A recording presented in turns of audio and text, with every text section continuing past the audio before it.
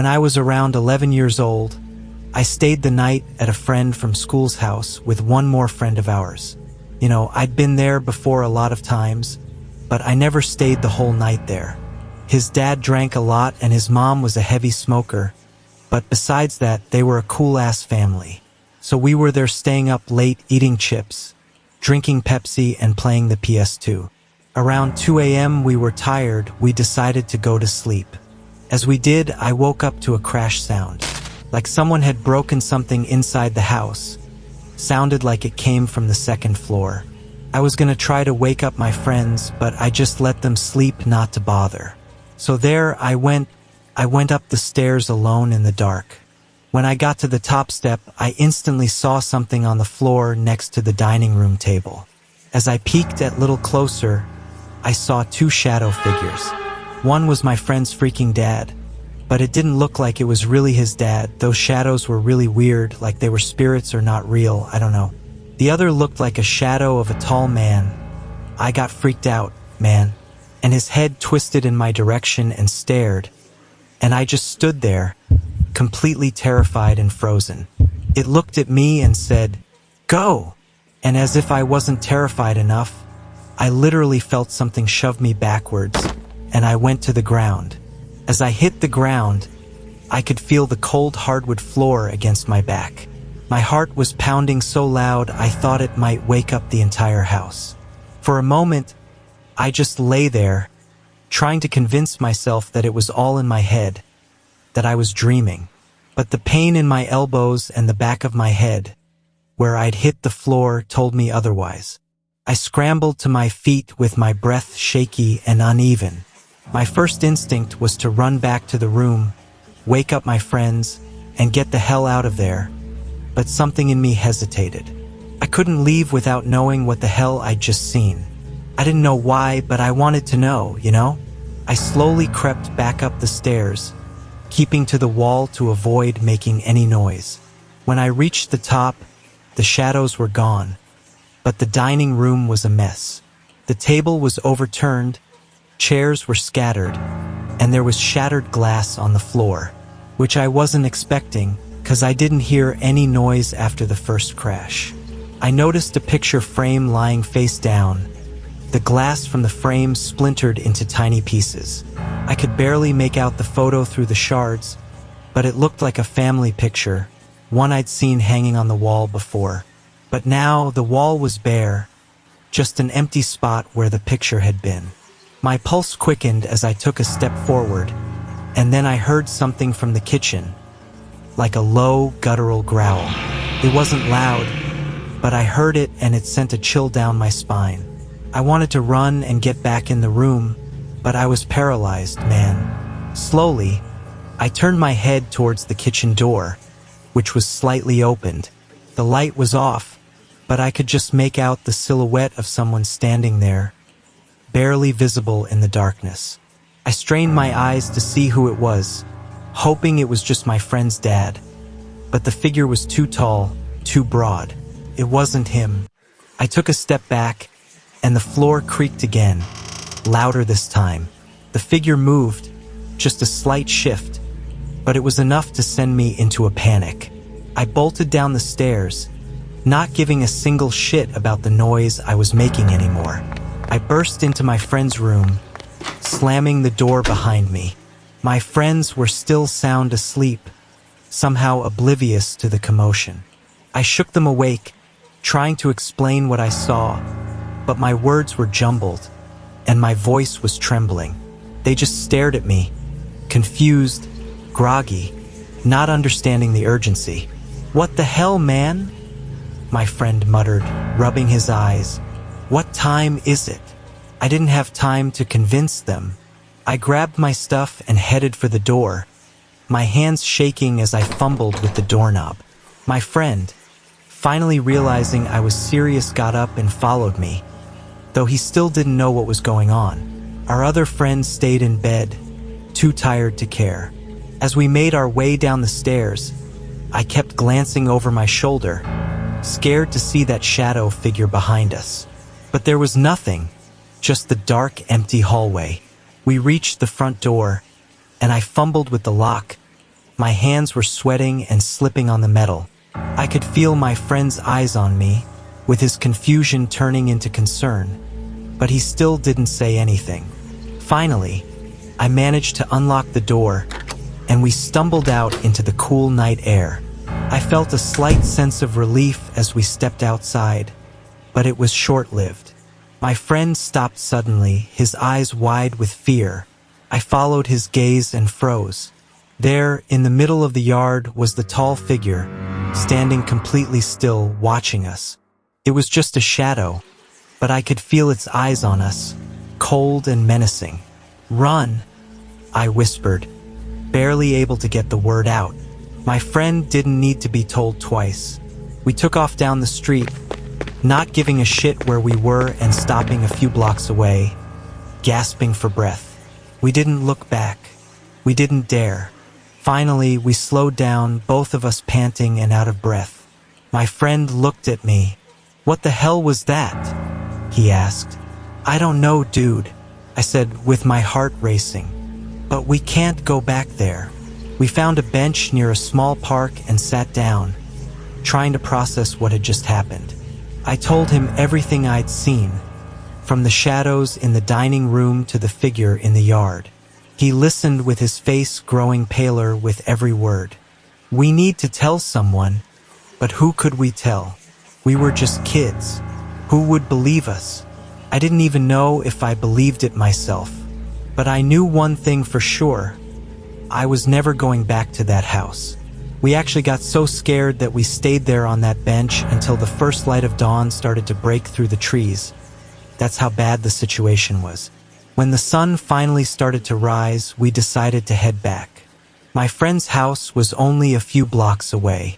We walked slowly, neither of us wanting to get there too quickly. When we finally arrived, the house looked normal, just as it had the day before. But I couldn't shake the feeling that something was off. The front door was closed, the lights were off, and everything was quiet. Too quiet. We stood there for a minute, just staring at the house, neither of us wanting to go inside. Finally, my friend spoke up. "Maybe it was just a weird dream," he said, though his voice lacked conviction.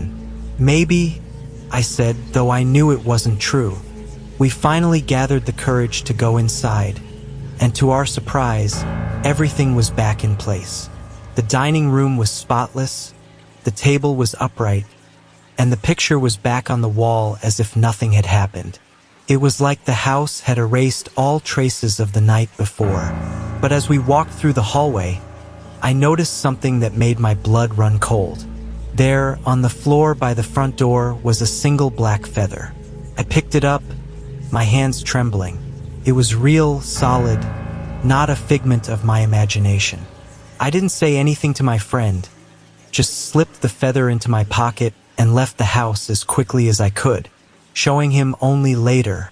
We went back to school and to our normal lives, but we tried not to talk much about that night that we will never forget. And every time I saw the black feather, I was reminded of that night.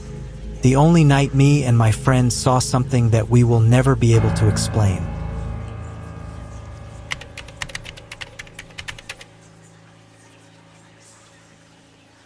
One time I was staying with my cousin at my grandma's house.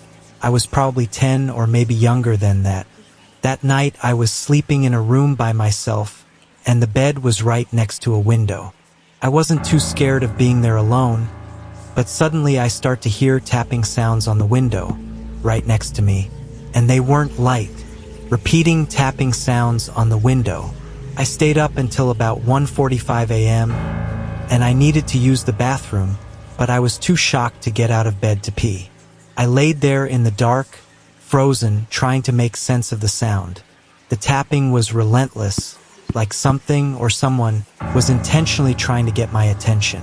I pulled the blanket over my head, squeezing my eyes shut, hoping that if I ignored it long enough, it would go away.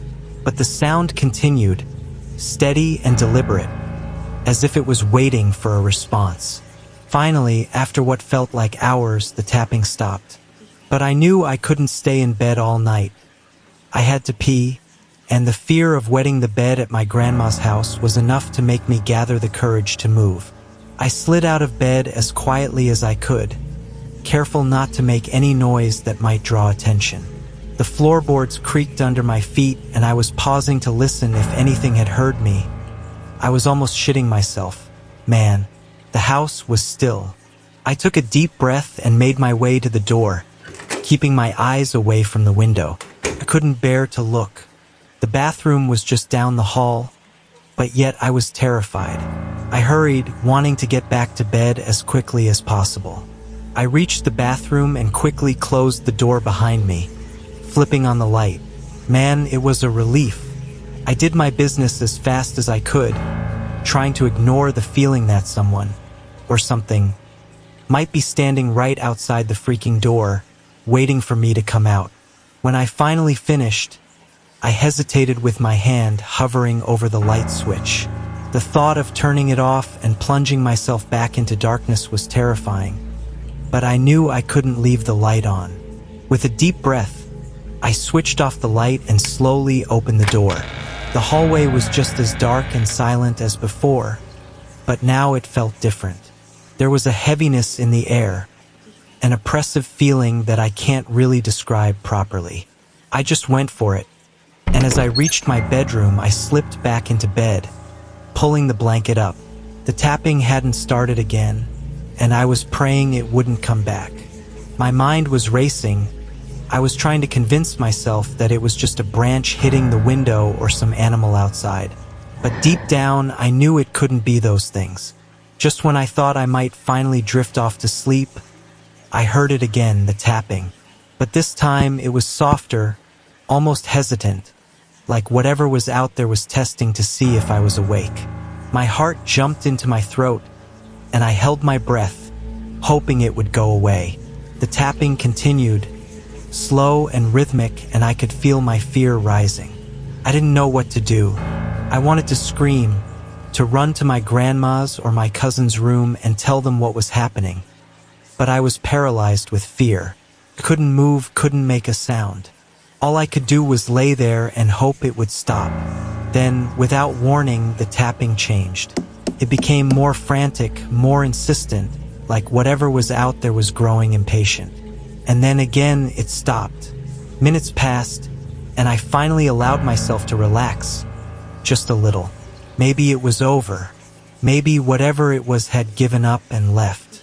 And suddenly, I heard a faint creak, like the sound of a floorboard shifting under weight. My eyes flew open, and I stared at the ceiling, trying to pinpoint where the sound had come from.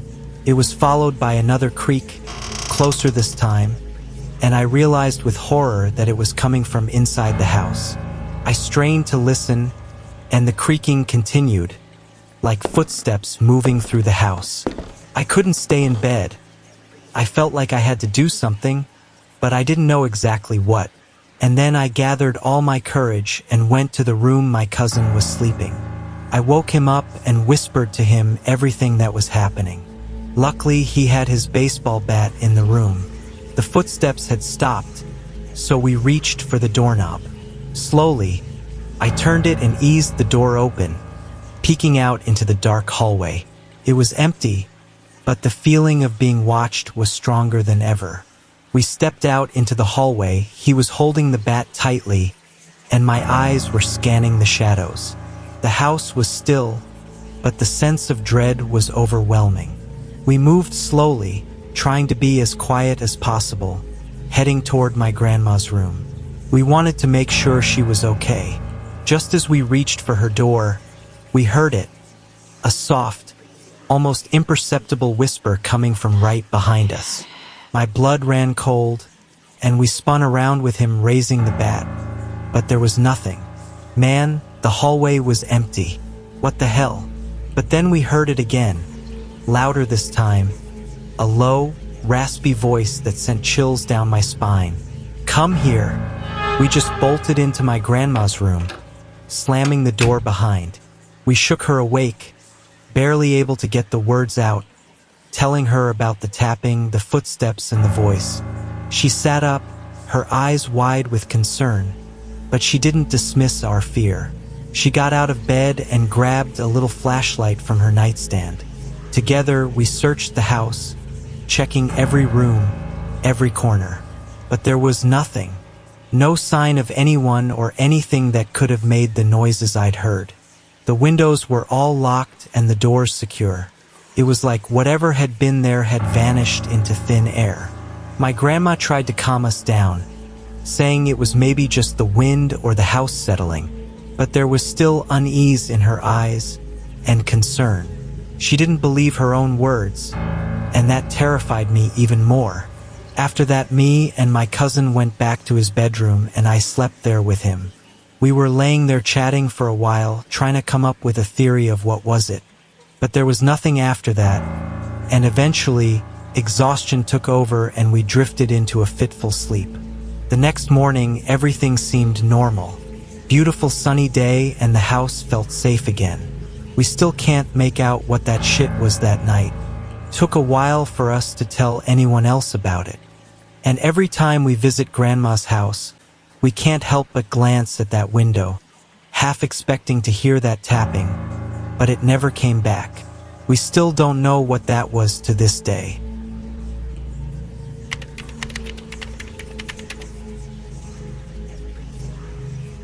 It was summer of 2002, late at night.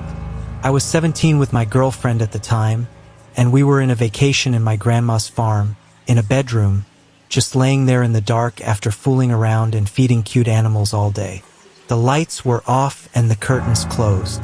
At around 1 a.m., we saw the brightest blue/white light we've ever seen forming in the air, about 6 feet off the floor. And this thing seemed like it was really little, about the size of one of those erasers on a pencil. It lit up the room so brightly that it was literally impossible not to see if you were there in the room. In the 1, maybe 2 seconds that it was there, it arced across the full length of the room in almost perfect curve. Then it made a cracking sound and just vanished into the air. Man, if I was alone, I would have sweared on myself I was hallucinating. My girlfriend and I both shouted variations of the sentence, "What in the fuck was that?" And then we ran out of the bedroom, heading directly at my mom's room. We were so freaked out that we woke her up with our frantic attempts to sputter what had happened. Naturally, at first she just was a little pissed at us for obvious reasons. But we were so scared that she could see it in our facial expressions. My mom sat up in bed, rubbing her eyes, clearly still half asleep. "What are you two talking about?" she asked, her voice groggy. We were talking over each other, trying to explain the light, the sound, the sheer strangeness of it all. But even as we tried to describe it, I could see the doubt in her eyes. It was hard to explain something that felt so unreal. She sighed, finally throwing back the covers. "All right, let's go take a look."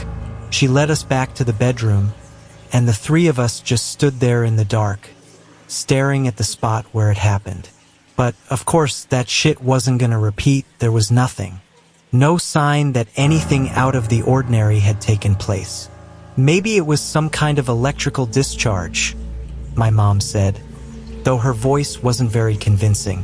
We knew the farm was old, but this didn't feel like some simple wiring issue. Still, there was nothing more to do at that moment. My mom, with a good heart, offered to stay with us for a while until we calmed down. We all sat on the bed, the room feeling unusually silent after the bizarre incident. After a while, my mom yawned and stood up.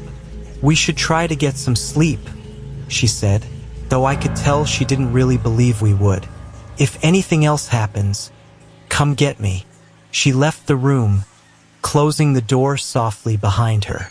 My girlfriend and I exchanged a look, neither of us sure what the hell to say. The light had been so sudden, so intense, that it felt like there was no logical explanation. We laid back down, but sleep was pretty much impossible. Then, about half an hour later, just as we were beginning to relax, there was a sound, a soft, almost imperceptible hum that seemed to come from everywhere and nowhere at once. Weird as hell, we both sat up with our eyes wide and scared already. The sound grew louder, more distinct, until it was a low, droning vibration that we could feel in our chests. It was unlike anything I'd ever heard before, like a machine, but with an eerie, almost organic thing to it. Man, it appeared again, this time hovering near the ceiling. It was the same blue/white light, but this time it didn't move. It just hung there for like 2 seconds, pulsing gently, as if it was watching us. We were frozen in place, unable to take our eyes off it. Then, without warning, the light darted toward the window, passing through the closed curtains like they weren't even there. It was gone. We scrambled out of bed again, throwing open the curtains, but outside, the night was calm. Nothing but the usual rustling of leaves and the distant croak of frogs. We were both shaken to the core, but somehow we managed to hold it together. We didn't want to wake my mom again. There was no point. What could she do? We tried to sit on the bed, holding hands and trying to make a logical explanation of what happened. Every rational explanation we came up with fell apart under scrutiny. That's when we noticed something strange again. The clock on the nightstand, it had stopped. The hands were frozen at exactly 1:10 a.m., the moment we had first seen the light. We hadn't noticed it before, too caught up in the chaos, but now it sent a chill down my spine.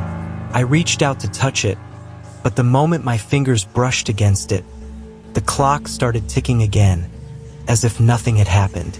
We couldn't stay in that room any longer. We grabbed a couple of blankets and pillows and made our way downstairs to the living room. We didn't talk much, just set up a makeshift bed on the couch and floor. The house felt different, heavier, like the air was thick with some unknown presence. Neither of us wanted to admit it, but we were both terrified that the light would come back. Hours passed, and eventually exhaustion took over. My girlfriend drifted off first. I stayed awake a little bit, listening to the silence. But the light didn't return. So finally I closed my eyes, letting sleep take me. The next morning, everything seemed normal, almost. The sun was shining, birds were chirping, and the farm was as peaceful as ever. But there was an uneasiness in the pit of my stomach that I couldn't shake. Over breakfast, we told Mom about the second light and the stopped clock. She listened, but I could tell she didn't know what to make of it either. She suggested we spoke to her brother, my Uncle Jack, once we get back in town. He was a physics professor at a high school. When we told him that, he got really curious and started asking us a lot of questions. He told us about an atomic theory that have never been witnessed, but would physically result in a dense point of light moving parabolically, and it would make little crack sounds. Man, we were even more speechless now. We never stopped thinking about it, still asking ourselves if it was that natural crazy phenomenon, or actually some kind of spirit or something paranormal. And man, I just hope we know the answer someday.